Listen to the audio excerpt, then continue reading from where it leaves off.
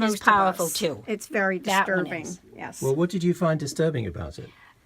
Because I couldn't make up my mind what it really was, and all I could think of is that it was a casket with a little one in it, and it really bothered me.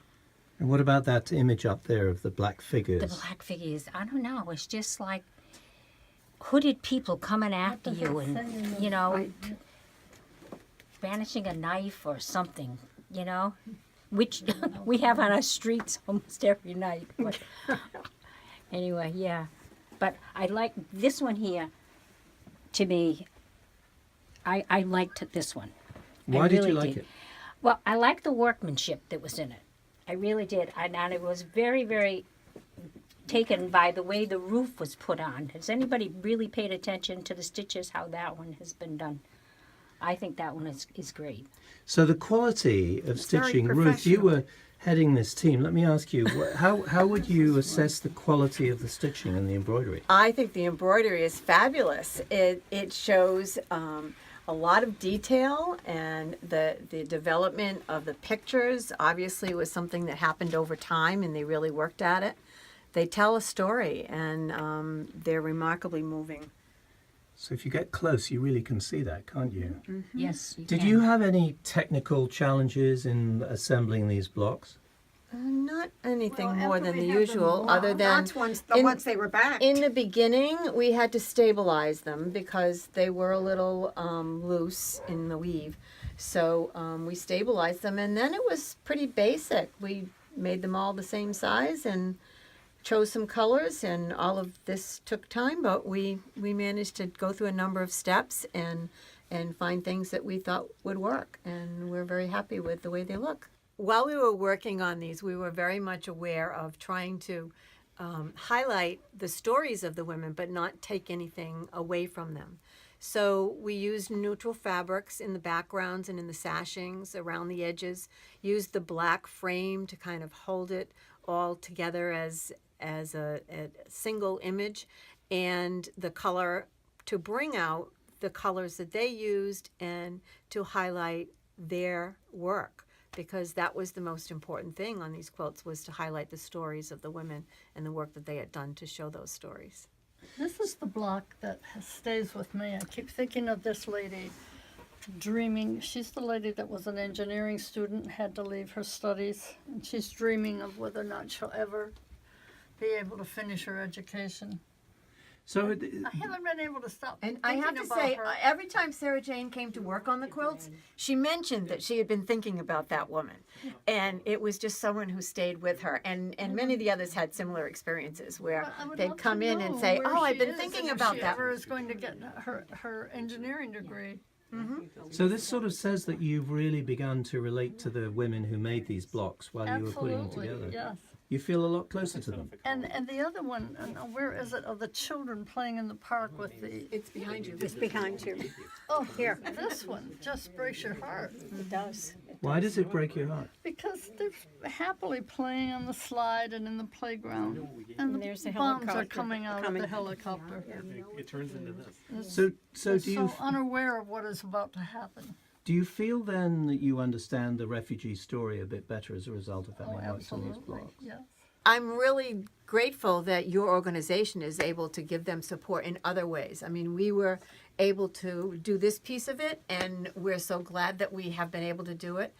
I was really appreciative that Kim put together those stories for us that were collected from Allison, because everyone wanted their We all own wanted copy copies. so they could read them over and over again while we were working on it. And so I made copies for everyone, and they would come in and talk about, you know, what they had felt and what they had noticed about the squares while we were working on them. So it's really been a moving project for all of us. So many of my adult children that were here for Christmas sat down and read this.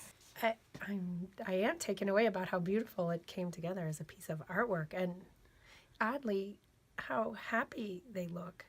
It, as a piece of artwork, you come in and they're fun. Like you think, yeah, then you know each story is so sad, but there is something beautiful in the end about it, and So that's it's what- almost shocking to me how beautiful it is. Something that came out of something sad. Right.